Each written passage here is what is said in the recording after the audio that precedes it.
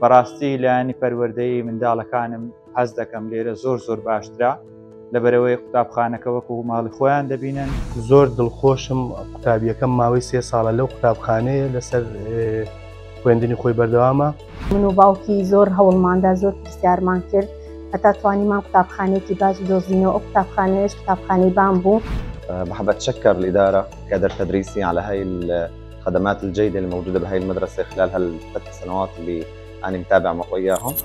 بەتایبەت بەڕێز بەڕێوەبەری قوتابخانە مامۆستا گۆرانەکەن لە بۆ ئەو ئەرکوماندبوونەی کە دەکێشن بۆ پێشکەوتن و بەرەو پێشچوونی قوتابخانەکەیان. عمەر ئەمن لەو ساڵانی ڕابردوو 4 ساڵەکە لێرە داوام دەکەم. حەز دەکەم ساڵ بە ساڵ بەرەو پێش دەچیتن لە ڕووی زانستی، لە ڕووی پەروەردەیی، لە ڕووی زمانەوانی.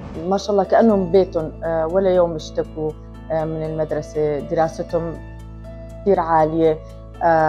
طبعا مو بالمدرسة كمان يطلعوا لبرا كمان نشاطات.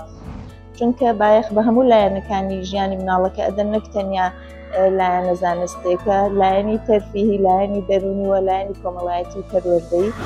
I'm delighted to actually say something about the presence of my children in this school called Ban Private School.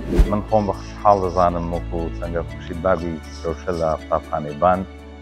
وەک ئاشکرا هەمومان دەزانین قوتابخانەی بان و قوتابخانەیەکی تایبەتە و تایبەتیە.